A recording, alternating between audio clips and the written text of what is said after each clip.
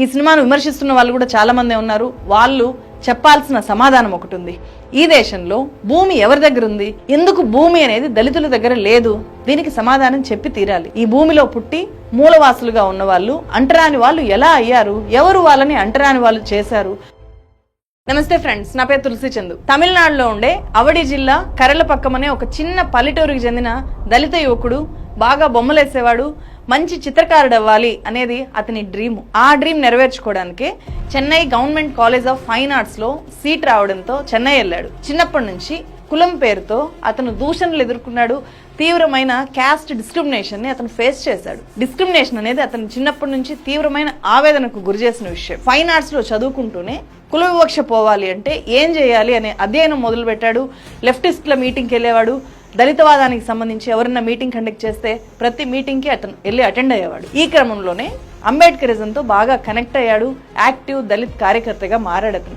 ఆ టైంలో చెన్నైలో జరిగిన ఒక ఇంటర్నేషనల్ ఫిల్మ్ ఫెస్టివల్కి వెళ్ళి అక్కడ ప్రదర్శించిన the battle of Algiers, the city of God లాంటి హాలీవుడ్ మూవీస్ ని అతను చూశాడు. ఆ మూవీస్ తీసిన విధానము ఆ యువకుడిని ఆశ్చర్యపరిచాయి. తనకేదో ఒక కొత్త దారి దొరికింది అనేలాగా అతను వాటిని తీసుకున్నాడు. తీవ్రంగా ఆలోచించాడు. సినిమా అంటే కేవలం 6 పాటలు 3 ఫైట్లు మాత్రమే కాదు. సినిమా ద్వారా చాలా చెప్పొచ్చు. భారతీయ చిత్ర పరిశ్రమ ఇప్పటిదాకా పట్టించుకోని జీవితాలని, వెండితెర మీదకి ఇప్పటిదాకా ఎక్కని జీవితాలని చూపించడానికి సినిమా అనే దాన్ని ఒక ఆయుధంగా వాడుకోవచ్చు అనే స్పృహ అతనికి కలిగింది. అప్పటికే అతని బుర్ర నిండా అంబేద్కర్ నిండిపోయి ఉన్నాడు.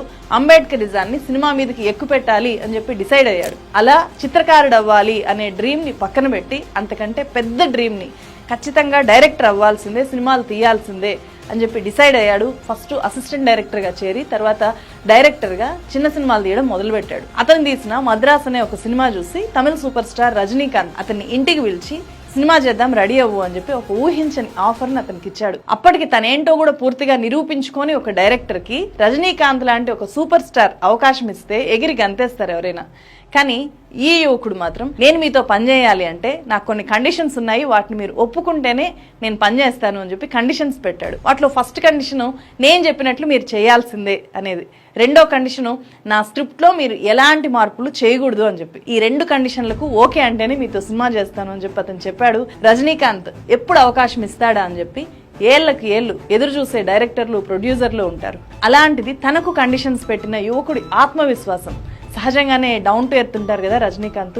సో రజనీకాంత్కి అతని ఆత్మవిశ్వాసం, అతని కాన్ఫిడెన్స్ లెవెల్స్, కండిషన్స్ పెట్టిన తీరు బాగా నచ్చాయంట. సో ఆ కండిషన్స్ కి ఒప్పుకొని సినిమాలు చేశాడు. He saw the Madras, then he called me. Now at time lot of big directors approaching him, but he chose me. ఒక సినిమా కాదు, బ్యాక్ టు బ్యాక్ 2 సినిమాలు చేశారు. ఆ 2 సినిమాల తర్వాత నీతో 1, 2 కాదయ్యా, మొత్తం 9 సినిమాలు చేయాలని ఉంది నీతో అని చెప్పి చెప్పాడంట. చేద్దామా అని కూడా అడిగారంట. సూపర్ స్టార్ రజనీకాంత్ ను అంతలా మెప్పించిన, ఇంప్రెస్ చేసిన ఆ యువకుడు ఇప్పుడు తమిళ సినిమాను మాత్రమే కాదు, మొత్తం ఇండియన్ సినిమానే కొత్తగా డిఫైన్ చేస్తున్న పా రంజిత్. జై భీమ్, జై భీమ్. ఆ పా రంజిత్ రజనీకాంత్ తో తీసిన కాలా, కబాలి సినిమాలు రజనీకాంత్ ను కొత్తగా చూపించాయి. అధికారం, నేల మాకు జీవితం. ఆ పా రంజిత్ తాజా మూవీనే తంగలాన్. తంగలాన్ గురించి చెప్పే ఈ వీడియోలో పా రంజిత్ గురించి ఇంతలా చెప్పడానికి కారణము, అతను సినిమాల్ని డబ్బుల కోసమో పేరు కోసమో తీయట్లేదు. అతను మన సమాజంలో వేళ్ళూనుకుని ఉన్న కుల వివక్ష మీద ఒక పోరాటం చేస్తున్నాడు. ఆ పోరాటానికి అతను ఎంచుకున్న పదునైన ఆయుధం సినిమా.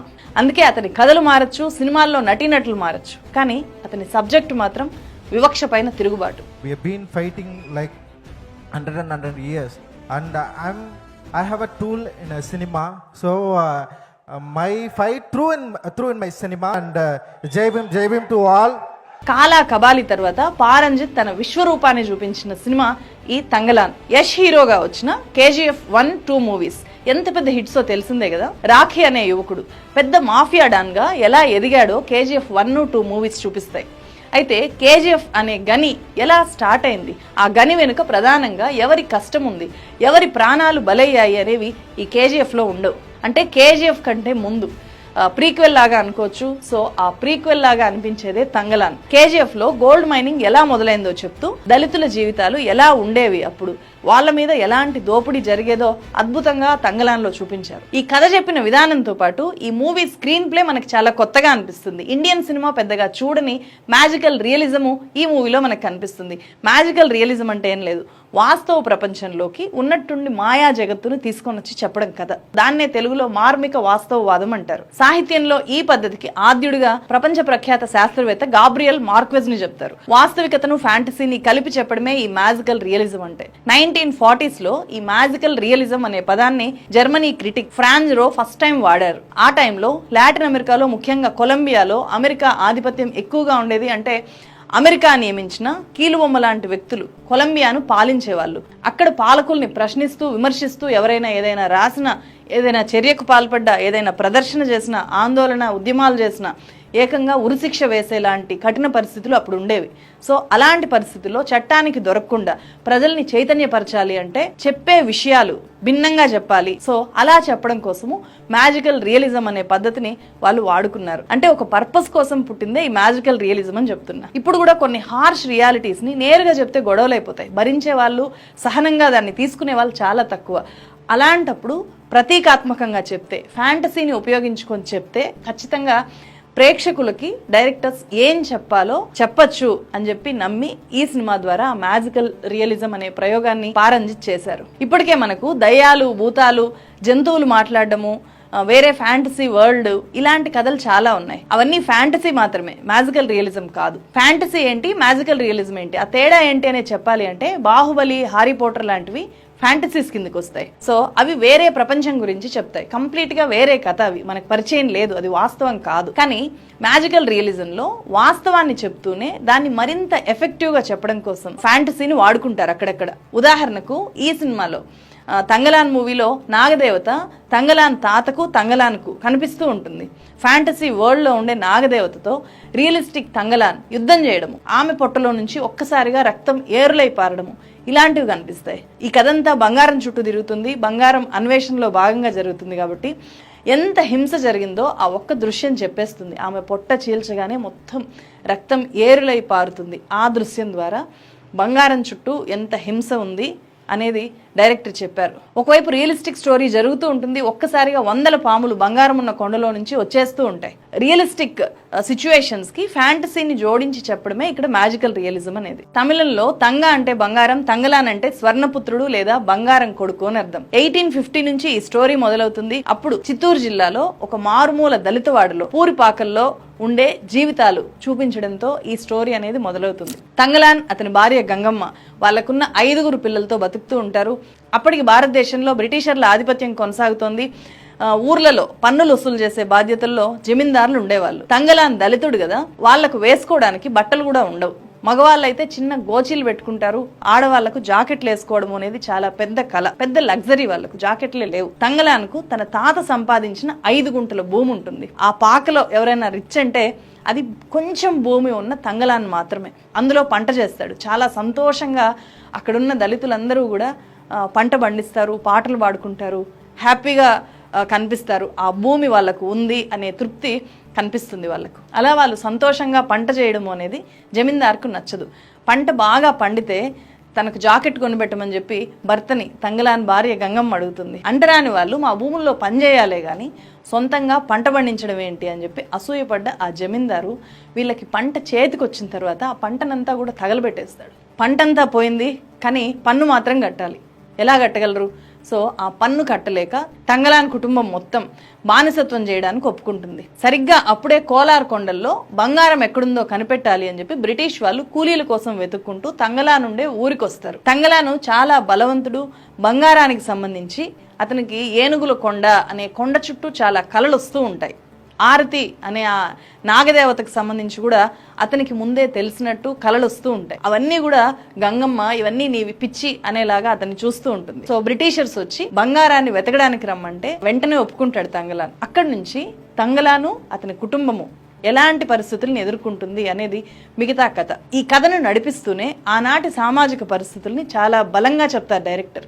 అంటరానితనాన్ని నిర్మూలించడానికి రామానుజాచార్యుడు దళితులకు కూడా జన్యం వేసి వాళ్లకు మోక్షం పొందే అర్హత ఉంది అని చెప్పి విశిష్టాద్వైత ఉద్యమం ద్వారా ప్రచారం చేయడం అనేది చరిత్రలో ఉంది. ఆ విశిష్టాద్వైత ఉద్యమానికి రామానుజాచార్యుడికి ప్రభావితమైన చాలా మంది దళితులు జన్యాలు వేసుకున్నారు. ఈ తంగలానుండే ఊర్లో కూడా మేము కూడా జన్యం వేసుకున్నాం కాబట్టి మమ్మల్ని కూడా సమానంగా చూస్తారు, కలుపుకుంటారు, మేము మోక్షం పొందొచ్చు అని చెప్పి ఒక అతను లీడర్షిప్ తీసుకొని దళిత్ కమ్యూనిటీలోనే అందరికీ చెప్తూ జంధ్యాలు వేయిస్తూ ఉంటాడు. అతన్ని ఉద్దేశించి జంధ్యం వేసుకున్నంత మాత్రాన సమానం అయిపోతావా, పుట్టుక ఎక్కడికి పోతుంది అనేలాగా బ్రిటిషర్ల దగ్గర పనిచేసే ఒక బ్రాహ్మణ ఉద్యోగి చీదరించుకోవడము అనేది ఇక్కడ కనిపిస్తుంది. 2 పాత్రల ద్వారా అక్కడ ఉన్న వివక్ష, జంధ్యాలు వేసుకున్నంత మాత్రాన ఏమీ పరిస్థితి మారదు, దళితుల జీవితాల్లో వచ్చిన మార్పేమీ లేదు, ఆ కాలంలో అసలే లేదు అనేది ఇక్కడ చూపించారు డైరెక్టర్. అలాగే ప్రకృతి సంపద కానీ వనరుల్ని కానీ అడవుల్లో ఉండే గిరిజన తెగలకు సంబంధించిన వాళ్ళు వాళ్ళ అవసరానికి మాత్రమే వాడుకున్నారు. వాళ్ళకి ఎంత అవసరమో అలా మాత్రమే వాడుకున్నారు. మొత్తం సంపదను ఒకేసారి వెలికి తీసి కొల్లగొట్టలేదు. వేల సంవత్సరాలుగా అడవులు, ఖనిజ సంపద, సహజ సంపద అలాగే ఉన్నా కూడా మన అవసరం మేరకు మాత్రమే వాడుకున్నాము. బ్రిటిషర్స్ మన దేశంలోకి వచ్చిన తర్వాత బొగ్గు, బంగారం, ఇతర ఖనిజాలు ఎలా అందిన కాటికి వాళ్ళు దోచుకున్నారు అనేది డైరెక్టర్ ఇక్కడ పూర్తిగా ఎస్టాబ్లిష్ చేశారు. బ్రిటిషర్ల అత్యాశ మూలంగా బయటకు వచ్చినవి, అప్పుడు తవ్వినవే ఈ కేజీఎఫ్ బంగారు గనులు కూడా. ఈ మూవీలో బంగారం ఉన్న కొండను కాపాడే ప్రజలుగా నాగజాతి ప్రజల్ని ఇక్కడ డైరెక్టర్ చూపించారు. నాగా అనే జాతి గురించి ప్రత్యేకంగా డైరెక్టర్ చెప్తారు. నాగజాతి తెగ అనేది శ్రీలంకతో పాటు దక్షిణ భారతదేశంలో ఒకప్పుడు విస్తృతంగా ఉండేది అని చెప్పి బౌద్ధ పురాణాలు చెప్తాయి. మన మహాభారతంలో కూడా నాగుల ప్రస్తావన అనేది ఉంటుంది. అంతేందుకు ప్రతి ఊర్లోనూ నాగల రాళ్ళు మనకు కనిపిస్తాయి. నాగుపాములు చెక్కి ఉన్నవి ప్రతి చోట కనిపిస్తాయి. ప్రతి చారిత్రక కట్టడం బయటపడ్డ చోట, చారిత్రక గుడులు ఉన్న చోట నాగల రాళ్ళు అంటారు. ఆ నాగరాళ్ళు మనకు కనిపిస్తాయి. మనకు పండగలుగా నాగుల పంచమి, నాగుల చవితి అనే పండగలు మనకున్నాయి. వాటిని ఇప్పటికీ చేసుకుంటూ ఉండడం కూడా మనకు కనిపిస్తుంది. ఇదంతా కూడా నాగాస్ నుంచి, నాగజాతి తెగల నుంచి మనకు వచ్చిన సంస్కృతి. ఈ నాగజాతి వాళ్ళు అడవి బిడ్డలు. అడవిని దోచుకోవడానికి ఎవరైనా వస్తే వాళ్ళతో యుద్ధాలు చేసి అడవిని, అటవీ సంపదని కాపాడిన వాళ్ళుగా ఈ నాగజాతి ప్రజల్ని చెప్తారు. ఈ నాగజాతి ప్రజల రాజు ముచెలినాథుడు బౌద్ధ మతాన్ని స్వీకరించాడు. అలా నాగజాతీయులంతా కూడా బౌద్ధంలోకి వెళ్లారు అనేది మణిమేకల, మహావంశ లాంటి బౌద్ధ గ్రంథాలు చెప్తాయి. సో కోరికలే దుఃఖానికి కారణము అన్న బుద్ధుడి సిద్ధాంతాలను ఈ నాగజాతి నమ్మింది. మన దేశంలో కొన్ని వర్గాల వాళ్ళు అంటే అప్పుడు బ్రిటిష్ వాళ్ళ నుంచి చాలా తేలిగ్గా నేర్చుకొని, చాలా తేలిగ్గా వాళ్ళ భాష నేర్చుకొని, చదువు నేర్చుకున్న వర్గాలు ఏవైతే ఉన్నాయో ఆ వర్గాల వాళ్ళు బ్రిటిష్ వాళ్ళ దోపిడీకి సహాయం చేసి ఆ దోపిడీలో వాటాలు పొందాలి అని అనుకున్నారు. వాళ్ళంతా కూడా బ్రిటిష్ వాళ్ళ దోపిడీని సపోర్ట్ చేశారు. వాళ్లకు అంటే బ్రిటిష్ వాళ్లకు, ఈ బ్రిటిష్ వాళ్ళను సమర్థించే వర్గాలకు, అలాగే నాగజాతి ప్రజలకు, వీళ్ళకు మధ్య జరిగిన పోరాటంలో దళితులు ఎటువైపు ఉండాలి? ప్రకృతిని దోచుకునే వాళ్ళ వైపు ఉండాలా, లేదా ప్రకృతిని కాపాడే వాళ్ళ వైపు ఉండాలా? ఇది సినిమాలో జరిగే పెద్ద చర్చ. ఈ పాయింట్ ద్వారా ఇప్పుడు దళితులు ఎటువైపు ఉండాలో తేల్చుకోవాలి అని చెప్పి డైరెక్టర్ పారంజిత్ చెప్పకనే చెప్పారు. అలాగని ఈ సినిమాలో మొత్తం చరిత్రనంతా కుప్పబోసారా?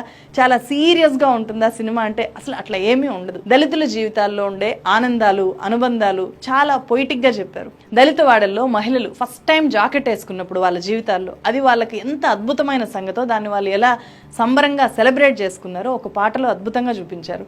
తంగలాన్ ధైర్య సాహసాలు చూసి మెచ్చుకున్న ఒక బ్రిటిష్ అధికారి అతనికి తన బట్టల్ని గిఫ్ట్గా ఇస్తాడు.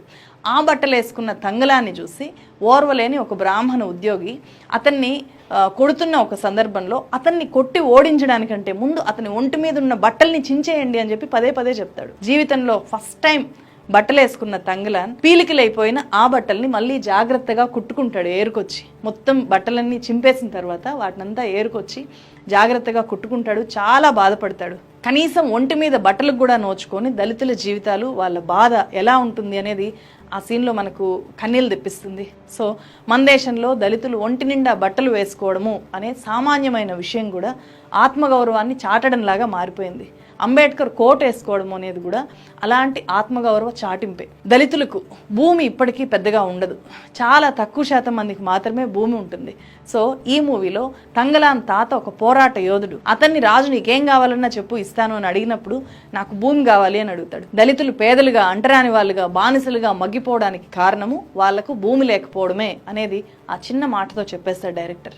బుద్ధుని విగ్రహము నాగుల్ని, వెనకబడ్డ వాళ్ళని బలవంతుల్ని చేస్తుంది. బుద్ధుడు పుట్టిన భారతదేశంలో బుద్ధిజం ఎలా లేకుండా పోయింది అనేది ఈ సినిమా చూస్తే మనకు చివుక్కుమనిపిస్తుంది. గౌతమ్ బుద్ధుడు విగ్రహం రూపంలో నాగుల్ని, వెనకబడ్డ వాళ్ళను బలవంతుల్ని చేస్తున్నాడు కాబట్టి ఆ బుద్ధుడి తల నరకమని చెప్పి రాజు దగ్గర సలహాదారుగా ఉన్న ఒక బ్రాహ్మణ పూజారి రాజుకు పదే పదే సలహాలు ఇస్తే రాజు నరికేస్తాడు. ఎప్పుడో నరికి పాతి పెట్టిన ఆ తల తంగలాన్ కొడుక్కి దొరుకుతుంది. ఆ కొడుకు పేరు అశోకుడు. ఇక్కడ ఆ తలను మళ్ళీ బుద్ధుడి విగ్రహానికి ఆ అశోకు జతచేరుస్తాడు. మన దేశ చరిత్రలో వేలాది బుద్ధ విగ్రహాలు, వేలాది బౌద్ధరామాలు ఎలా ధ్వంసమైపోయాయి, ఎలా కనుమరుగైపోయాయి, ఎందుకు లేకుండా పోయాయి అనేది మనకి ఈ మూవీ చూస్తే అర్థమవుతుంది. అలాగే సంగం శరణం గచ్చామి అని చెప్పి బుద్ధిజం ఎవరి కోసమో చెప్పిన బుద్ధుడు తను పుట్టిన నేల మీద లేకుండా పోవడానికి కారణం ఏంటో కూడా మనకు చెప్పకుండానే డైరెక్టర్ క్లియర్గా చెప్పేస్తారు. బుద్ధుడు పుట్టిన దేశంలో బౌద్ధాన్ని ఎవరు లేకుండా చేశారో ఈ మూవీలో బుద్ధ విగ్రహం తల నరికేసే ఆ ఒక్క సీన్ ద్వారా మనం అర్థం చేసుకోవచ్చు. ఇలా చెప్పుకుంటూ పోతే ఈ మూవీ మీద ఒక పుస్తకం రాయొచ్చు. సో నేను చెప్పడం కంటే కూడా మీరు నేరుగా చూసి అర్థం చేసుకుంటే ఇంకా అద్భుతమైన ఫీలింగ్ కలుగుతుంది. పారంజిత్ తర్వాత ఈ సినిమాను నిలబెట్టింది నటీనటులు. హీరో చియాన్ విక్రమ్ యాక్షన్ అలా చూస్తూ ఉండిపోతాం, మనం ఆశ్చర్యపోతాం. ఇంత అద్భుతంగా కూడా నటించగలరా ఒక ఆర్టిస్టు అని చెప్పి. 19వ శతాబ్దానికి చెందిన ఒక దళితుడు ఎలా ఉంటాడో అలా విక్రమ్ తన శరీరాన్ని తంగలాన్గా చెక్కుకున్నాడు. విక్రమ్ పేరు వినగానే మనకు శివపుత్రుడు, అపరిచితుడు గుర్తొస్తాయి. ఒక సినిమా కోసం, ఒక పాత్ర కోసం ఎంత కష్టపడడానికైనా రెడీ అయ్యే ఇండియన్ యాక్టర్స్ లో కమల్ హాసన్ అంతటి స్థాయి విక్రమ్ది. అలాగే తంగలాన్ భార్య గంగమ్మ పాత్రలో పార్వతి తిరువొత్తు కూడా అంతే స్థాయిలో జీవించారు, నటించారు అని చెప్తే అది చిన్నదైపోతుంది. 5 పిల్లల తల్లిగా, దళిత మహిళగా ఆమె అద్భుతంగా నటించారు. పార్వతి మలయాళ ఇండస్ట్రీలో ఒక గొప్ప నటి, సూపర్ స్టార్ లాంటి నటి. చార్లీ, ఎన్ను నింటే మోయిడిన్ లాంటి మంచి మంచి సినిమాల్లో ఆమె యాక్ట్ చేశారు. హీరోయిన్ అంటే కేవలం గ్లామరు, ఎక్స్పోజింగ్, డాన్సు అని అనుకునే వాళ్ళు సిగ్గుపడేలాగా విక్రమ్ తో సరిసమానంగా నటించారు పార్వతి. అలాగే నాగదేవతగా నటించిన మాలవిక మోహన్ కూడా. ఆమె చేసే పోరాటాలు మనకు చూస్తున్నప్పుడు ఒళ్ళు గగురు పొడుస్తాయి. ఈ సినిమా నిర్మాత జ్ఞానవేల్ రాజా కూడా చాలా మంచి అభిరుచున్న నిర్మాత అని అనిపిస్తుంది. ఎందుకంటే ఇలాంటి కథలు కమర్షియల్ గా వర్కౌట్ అవ్వకపోతే ఎలా అనే డౌట్ చాలా మంది నిర్మాతలకు ఉంటుంది. సో ఇక్కడ కంప్లీట్ గా పారంజిత్ని నమ్మి ఖర్చు పెట్టారు. ఆ ఖర్చుకు ప్రేక్షకుల ఆదరణ కూడా అదే స్థాయిలో దక్కుతోంది. ఇండియన్ సినిమాలకు డైరెక్ట్ గా ఆస్కార్ అవార్డులు రావు. బెస్ట్ ఫారెన్ ఫిల్మ్ కేటగిరీలో మాత్రమే ఆస్కార్ అవార్డు వచ్చే అవకాశం ఉంటుంది. మిగిలిన కేటగిరీస్ లో మనకు అవార్డ్స్ రావు. అలా ఇప్పటిదాకా ఏ ఇండియన్ మూవీకి బెస్ట్ ఫారెన్ ఫిల్మ్ కేటగిరీలో ఆస్కార్ రాలేదు. ఆర్ఆర్ఆర్ మూవీకి వచ్చినా కూడా అది మ్యూజిక్ కేటగిరీలో వచ్చిందే గానీ కంప్లీట్ మూవీకి రాలేదు. మనకు ఆస్కార్ ఎందుకు రాదు అంటే అందుకు వినిపించే కారణము మన సినిమాలు ఒరిజినల్ గా ఉండవు.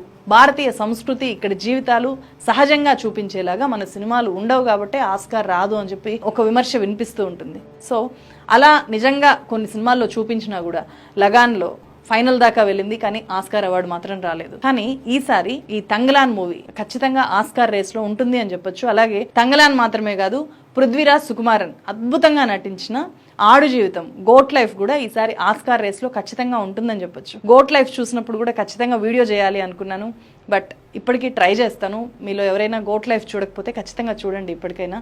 సో 2 గంటల వినోదం కోసం, టైంపాస్ కోసం కాకుండా ఒక మంచి సినిమాను చూడాలి అంటే మాత్రం ఖచ్చితంగా తంగలాన్ మూవీ రైట్ చాయిస్. పిల్లలకు కూడా తప్పకుండా చూపించాల్సిన మూవీ ఇది. మన దేశంలో మూలవాసులైన దళితుల జీవితాలు ఎలా ఉండేవి అనేది చూపించడానికి మాత్రమే కాదు, అద్భుతమైన మూవీ వాచింగ్ ఎక్స్పీరియన్స్ కోసం కూడా ఈ మూవీ చూసి తీరాలి. ఈ సినిమా క్లైమాక్స్ లో తంగలాన్ ఒక మాట అంటాడు, ఈ యుద్ధం ఇప్పటిది కాదు, ఇది తరతరాలుగా జరుగుతున్న పోరాటం. బాగా బతకాలి అంటే చావును ఎదిరించైనా సరే పోరాడాల్సిందే, నిలబడాల్సిందే అని చెప్పి అంటాడు. ఆ మాట తరతరాలుగా కోట్లాది మంది దళితులు అంటరాని వాళ్ళుగా బతికారు ఈ దేశంలో. వాళ్ళందరి తరఫున పారంజిత్ చెప్పిన ఒక మాట. ఈ సినిమాను విమర్శిస్తున్న వాళ్ళు కూడా చాలా మంది ఉన్నారు. వాళ్ళు చెప్పాల్సిన సమాధానం ఒకటి ఉంది. ఈ దేశంలో భూమి ఎవరి దగ్గర ఉంది, ఎందుకు భూమి అనేది దళితుల దగ్గర లేదు, దీనికి సమాధానం చెప్పి తీరాలి. ఈ భూమిలో పుట్టి మూలవాసులుగా ఉన్న వాళ్ళు అంటరాని వాళ్ళు ఎలా అయ్యారు, ఎవరు వాళ్ళని అంటరాని వాళ్ళు చేశారు, వాళ్ళు కష్టపడి పనిచేసే భూమి ఎందుకు వాళ్ళకి కాకుండా పోయింది, ఎవరు లాక్కున్నారు వాళ్ళ భూమిని, ఖచ్చితంగా సమాధానం చెప్పాలి. ఎవరికి వాళ్ళు విమర్శించుకోవాలి. ముఖ్యంగా రిజర్వేషన్లను ద్వేషించే వాళ్ళు, ఇంకా కులం ఎక్కడుంది అని అనుకునే వాళ్ళు ఖచ్చితంగా సమాధానం చెప్పాలి. సో ఈ మూవీ చూస్తే రిజర్వేషన్ల మీద ద్వేషము, కుల వివక్ష కొంచెం ఒక్క రవ్వైనా తగ్గుతాయేమో అని చెప్పి అనిపిస్తుంది. ఫైనల్ గా బుద్ధం శరణం గచ్చామి అనే సందేశాన్ని ఇచ్చే తంగలాన్ మీద మీ అభిప్రాయం ఏంటో కామెంట్ చేయండి. ఇప్పటికే ఈ మూవీ చూసిన వాళ్ళు మీకు ఎలా అనిపించింది అనేది కూడా కామెంట్స్ రూపంలో తెలియజేయండి. మరో వీడియోతో మళ్ళీ కలుస్తాను. Thank you so much. Inequality, it is a very worst thing in a human society. So we need to fight against inequality. We have to fight. Jai Bhim!